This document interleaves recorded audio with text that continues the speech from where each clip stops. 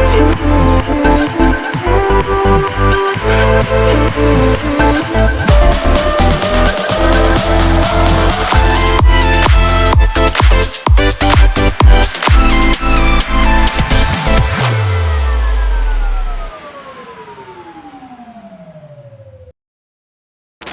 Kadis, terima kasih sudah hadir untuk meluangkan waktu untuk menghadiri undangan kami. Ada yang sedikit saya mau klarifikasi. Tapi sebelumnya, bolehkah saya tahu selaku Kepala Dinas Perdagangan, Koperasi dan UKM, bolehkah saya tahu tupoksinya Pak Kadis? Baik, terima kasih Bu Kadis. Kalau terkait tupoksi Dinas Perdagangan di sini, karena kami kan punya tiga bidang ini Bu. Kami ada bidang perdagangan, ada koperasi, dan UMKM, dan juga ada meteorologi. 4 bidang ya. Tapi kalau khusus di bidang perdagangan, Dinas Perdagangan itu menjalankan roda pemerintahan di bidang perdagangan, termasuk pengelolaan pasar. Tugas-tugas tambahan dari Bapak Wali Kota, yaitu pengawasan seperti ada sidak, terus melihat kestabilan harga, termasuk penanganan inflasi. Itu tugas-tugas tambahan dari Dinas Perdagangan. Pokoknya adalah melihat kondisi pasar, melihat perkembangan pasar, yang paling intinya pengelolaan pasar. Di Kota Kendari ini, pengelolaan pasar itu dibagi 2. Ada yang di Dinas Perdagangan dan ada yang di Perumda Pasar. Kebetulan ada 4 pasar yang dikelola oleh Dinas Perdagangan, termasuk Pasar Kota, Uwa-Uwa, Pasar Pedis, dan Pasar Mandonga. Itu kira-kira begitu, Bu Kadis. Terima kasih Pak Kadis. Jadi tadi saya sudah dengar bahwa ada 4 pasar yang merupakan yang pengelolaannya itu merupakan kewenangan dari dinas yang dipimpin oleh Pak Kadis. Berarti hari ini saya mengundang Bapak sebagai narasumber. Ternyata saya tidak salah, karena memang yang akan saya bahas hari ini adalah terkait dengan Pasar Uwa-Uwa. Siap. Pengelolaan Pasar Uwa-Uwa yang dulu kita kenal dengan nama Pasar Baru. Saya mau minta klarifikasi Pak Kadis terkait dengan pemberitaan salah satu media online di tanggal 1 Oktober tahun 2023. Baik. Di judul itu tertulis, Pak Kadis, ini saya bacakan, PJ Wali Kota janji bakal benahi pasar sentral Uwa-Uwa, Komisi 2 DPRD Kendari sebut hanya wacana dan retorika. Kira-kira bagaimana tanggapan Pak Kadis dengan adanya pemberitaan seperti ini? Karena setahu saya, karena kita kan ini sama-sama kepala dinas. Nah, setahu saya Pak Wali Kota sering ketika kita rapat itu menyampaikan, memang beliau beberapa kali menyampaikan minta kepada Pak Kadis supaya pasar Uwa-Uwa ini segera dibenahi. Nah, mungkin bisa Pak Kadis klarifikasi terkait pernyataan di salah satu koran online ini, apakah betul bahwa ini hanya wacana dan retorika belaka saja? Silahkan Pak Kadis. Baik, makasih Bu Kadis. Saya tarik ulur ke belakang dulu ini Bu Kadis. Bapak PJ Wali Kota itu dilantik di tanggal 12 atau tanggal 10 ya? Iya, Oktober. Nah, setelah itu menjelang 1-2 bulan kemudian di tanggal 7 November, betul. Bapak PJ Wali Kota bersama anggota DPR lainnya turun berkunjung di Pasar Uwa-Uwa. Dan Pak Kadis ada juga. Saya harus hadir karena saya mendampingi beliau pada saat itu. Saya juga dengar persis pada saat itu bahwa Bapak Wali Kota itu melihat kondisi pasar sangat prihatin. Karena Pasar Uwa-Uwa itu di era tahun 90-an itu adalah pasar yang termasuk pasar yang paling ramai untuk Kota Kendari. Nah, sehingga Bapak Wali Kota waktu itu menyampaikan, memang benar menyampaikan bahwa beliau akan memikirkan pasar ini bagaimana caranya untuk bisa dikembalikan kejayaannya. Itu bahasa beliau pada saat itu. Nah, setelah beliau habis berkunjung, kita harus pahami sebenarnya di sini. Kita harus lihat dulu kondisi.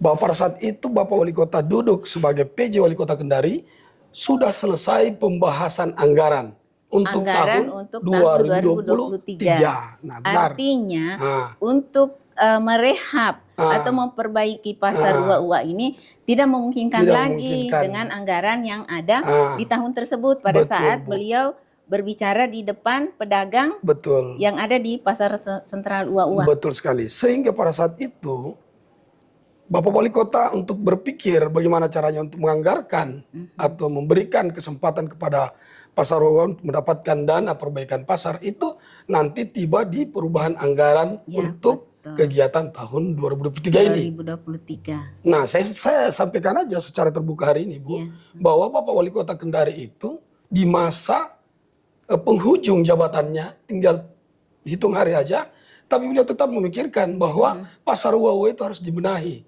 sehingga dapatlah dana 2 miliar untuk kegiatan perbaikan pasar uwa agar pasar uwa itu bisa kelihatan dan mudah untuk bisa dikunjungi oleh pedagang maupun pengunjung. Begitu, Bu.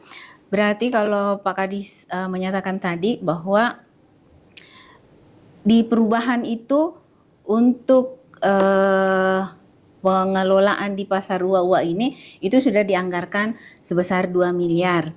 Jadi saya bisa menarik kesimpulan bahwa perkataan yang atau tulisan yang ada di dalam salah satu koran online yang menyatakan bahwa ini hanya wacana dan retorika, berarti bisa dong saya bilang itu tidak benar.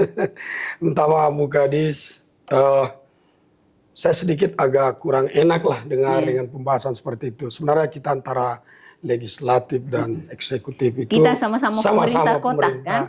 Sebenarnya harus sama-sama melihat kondisi. Bapak Wali Kota itu kan PJ itu penjabat, hanya duduk di era yang telah ditentukan oleh pemerintah pusat. Beliau itu sudah bersyukur, kita ini semua masyarakat sudah bersyukur. Beliau itu sangat memperhatikan pasar. Saya kasih contoh aja, Bu. Ada yang namanya tim penertiban relokasi pembongkaran sayur. Ini kan wacana yang paling baik dan menarik untuk kita sama-sama dudukkan akibat dari beliau memberikan perintah kepada Dinas Perdagangan, Kasat Pol PP, Dinas Perhubungan agar memecah konsentrasi pasar. Jangan terpusatkan di satu tempat untuk pembongkaran sayur. Supaya pasar Baruga itu juga bisa mengarahkan ke pasar Pedis, bisa masuk ke pasar Uwa-Uwa, bisa masuk ke pasar Rondonou. Rute yang telah ditetapkan dalam tim di situ. Jadi arah bongkaran sayur dari Konsel itu diarahkan ke pasar Baruga, dari Konawe itu kita arahkan masuk ke pasar Pedis, terus dari Moramo dan sekitarnya bisa masuk ke pasar Uwa-Uwa, pasar Rondonou. Terus kalau yang dari Batugong itu kita sudah tetapkan dia membongkar di pasar Mandonga. Bukankah ini adalah pikiran yang baik? Apakah ini sekedar wacana? Tidak, Bu. Kami sudah 1 bulan sosialisasi, memerintahkan dan menetapkan semua pedagang-pedagang bongkaran sayur sudah ditentukan oleh teman-teman tim penertiban. Tim penertiban pembongkaran sayur. Pembongkaran sayur. Ini wacana kan namanya, Bu? Tidak kan? Retorika itu, Bu, kita hanya berbicara di meja. Bapak Wali Kota tidak pernah berbicara di meja. Beliau turun langsung, berkali-kali masuk di pasar Baruga, berkali-kali masuk di pasar Pedis, bahkan di pasar Mandonga. Pasar Uwa-Uwa juga begitu. Jadi wacana beliau tentang pasar Uwa-Uwa itu, Bu, insya Allah ke depan, kalau beliau masih tetap dapat kesempatan untuk melanjutkan untuk 1 tahun lagi di 2024, beliau kan akan buat pasar tematik.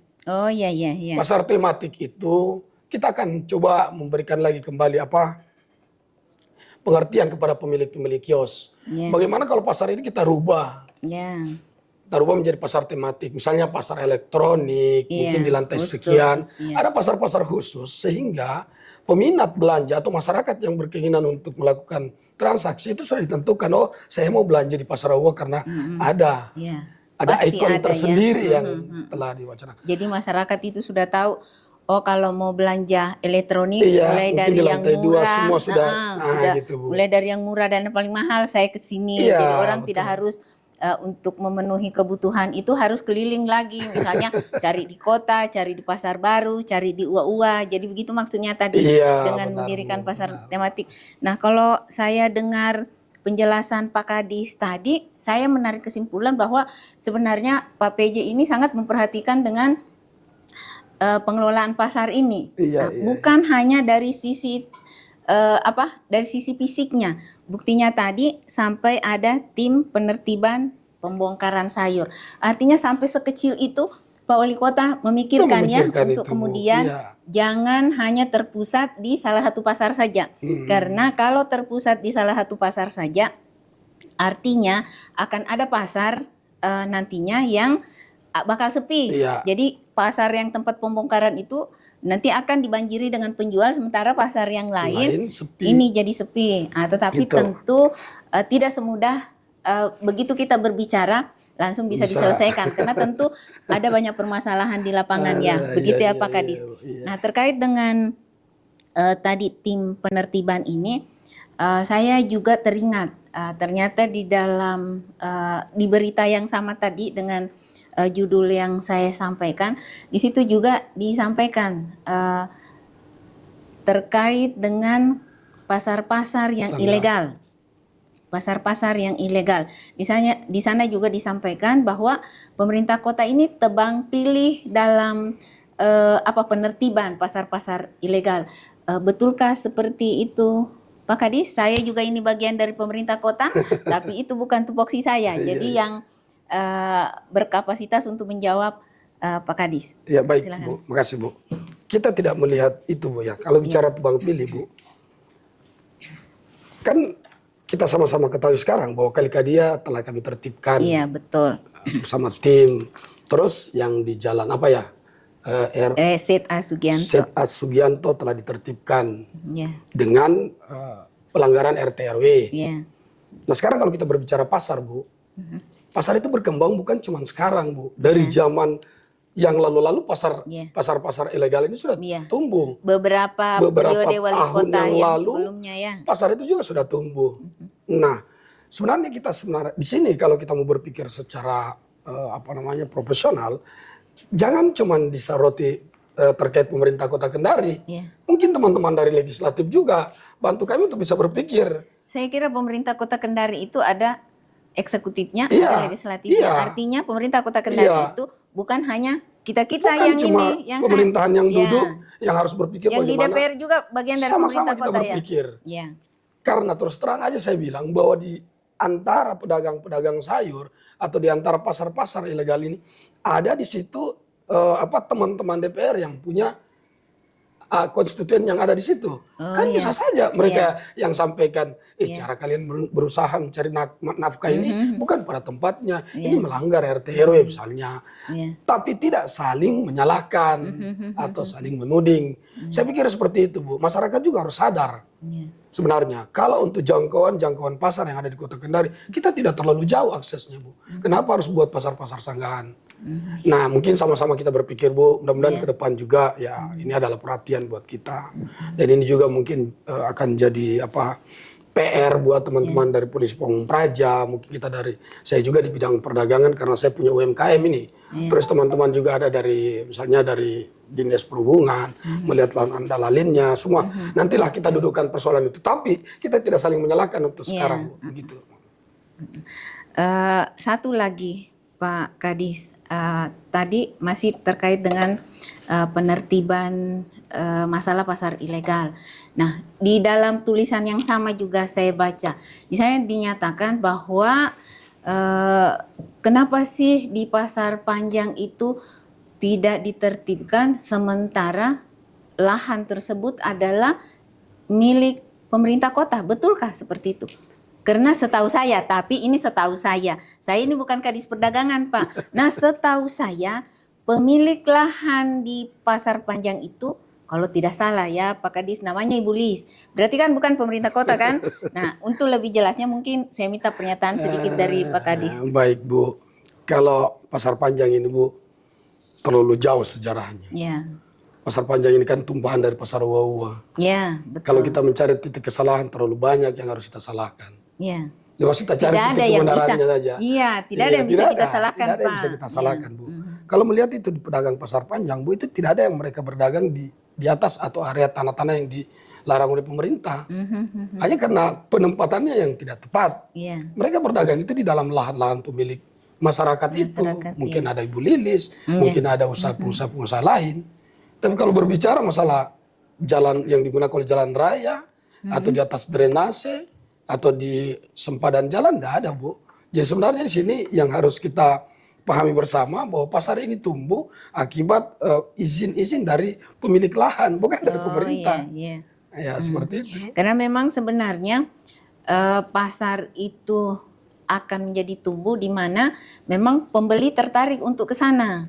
Nah, jadi rencana pemerintah kota itu akan membuat pasar tematik seperti tadi supaya ketika pembeli merasa nyaman datang ke pasar tersebut, maka tidak akan ke pasar-pasar yang disebut ilegal. Nah, kita lihat juga kan harus kita lihat karakter masyarakat kita juga, Pak Kadis, bahwa rata-rata masyarakat kita ini kan sudah mengarah menjadi masyarakat dari kota sedang menjadi kota besar yang tumbuh berkembang sangat pesat, di mana masyarakatnya rata-rata bekerja karena saling bersaing terutama dari sisi ekonomi.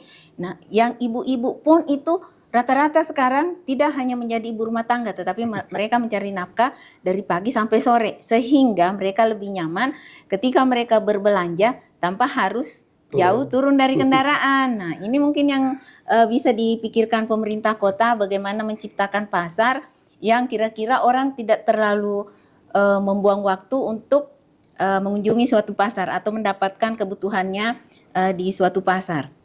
Kalau menurut saya salah satu solusinya adalah pasar yang tematik itu tadi, Pak. Iya. Jadi orang itu, saya beli sayur, saya harus ke sini.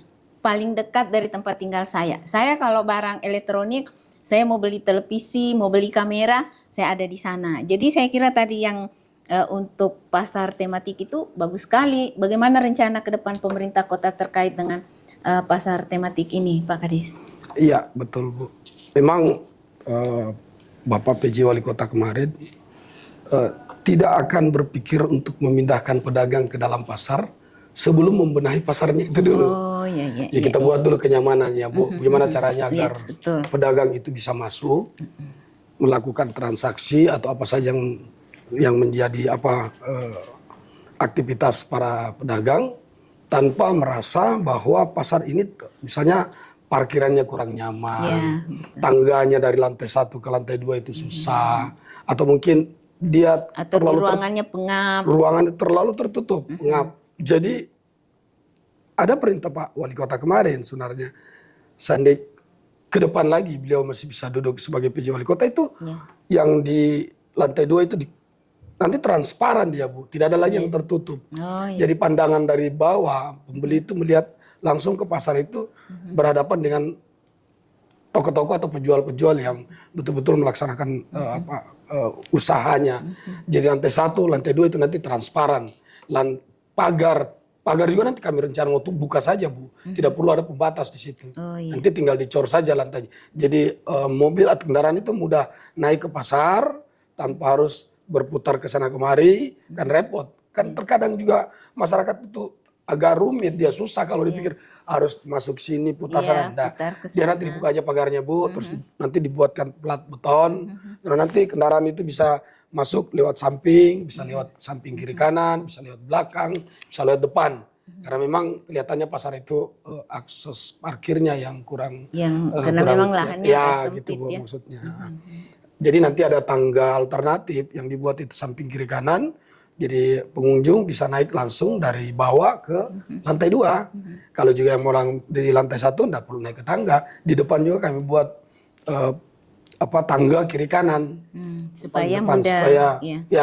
Akses semuanya naik beda dengan akses turun. Makanya Bapak Wali Kota itu tidak dulu berpikir memindahkan atau menarik pedagang untuk masuk. Pedagang yang misalnya Ya, dari pasar ya ilegal. kita berpikir dulu, buat dulu kenyamanan pasar ini. Kira-kira kalau pasar ini sudah betul-betul positif untuk bisa dilakukan pemindahan, baru kita berpikir untuk memindahkan pedagang. Jadi nanti dengan sendirinya, dengan sukarela, Ya, mereka akan dengan pindah keinginan sendiri mereka Ya. akan pindah. Ya. Dengan kenyamanan misalnya juga penjual ada di sana, tentu pembeli juga ketika datang di sana merasa nyaman, sehingga memang itu tadi dari pasar-pasar misalnya dari pasar panjang yang tadinya memang tempat mereka dipindahkan supaya tidak harus lagi terjadi hal-hal yang kita tidak inginkan untuk memindahkan mereka ke pasar. Nah, terakhir Pak Kadis, karena kita mau rapat terkait dengan sosialisasi anti korupsi, terakhir pertanyaan saya, bolehkah secara garis besarnya dana yang 2 miliar tadi itu